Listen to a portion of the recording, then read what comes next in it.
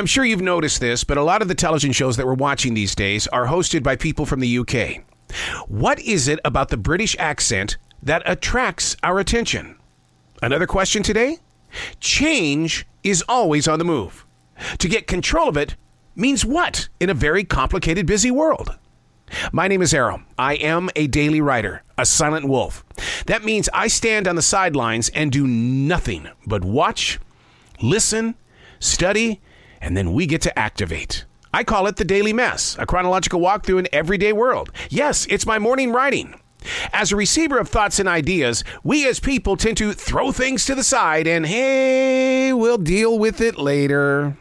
Well, when a subject arrives inside of me, I know it's time to dig in. Yes, it's still keeping a journal, but by doing the research, the pictures become clearer. This is the Daily Mess. Observation number 25. Why do Americans cherish the British accent? 35% of us in the U.S. find the accent to be quite attractive. Only 6% think, ooh, this is obnoxious. Well, let's break it down even more. The attraction to the British accent is because its presentation sounds wealthy, as well as intelligent. But psychologists believe it can conjure stereotypes. If you have this unbelievable accent, you must be this. My mother used to say all the time that anyone with a British accent can say any dirty word in the world, and they're going to make it sound so beautiful.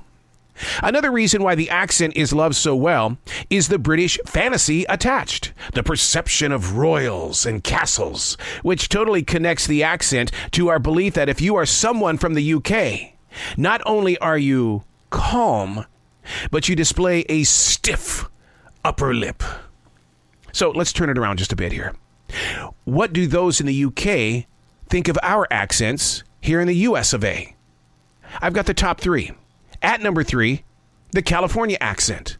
Not the surfer dude Spicoli from Fast Times at Ridgemont High. Dude. Number 2, people in the UK liking our accents. The New York accent. Really?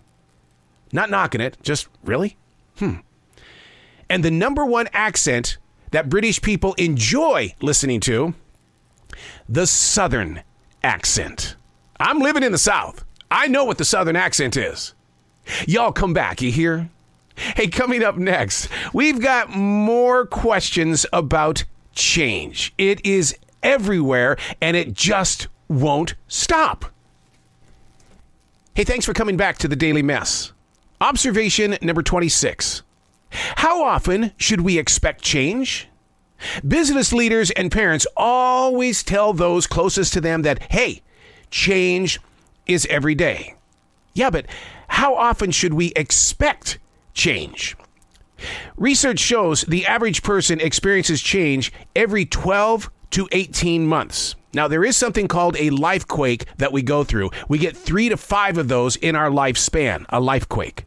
Well, what about personality traits? Who I am at 62 is so far away from the dreams and ambitions that I held in my 20s and 30s. Our biggest personality changes actually take place when we're children, then slowly evolve as we approach the other decades, which shocks me in the way of how I think today reminds me so much of who I was as that child.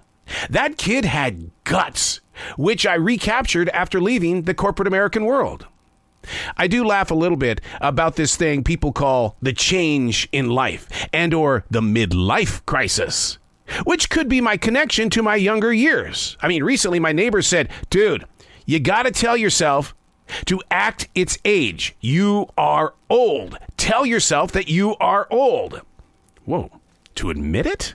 No. Who wants to sit down with their preteen self with all of that ambition, those dreams, the guts to take a chance and say, dude, you're good at what you do, but you're gonna get old. Because that little peepsqueak would look at me and say, the hell. I'm Arroe, and that's the Daily Mess.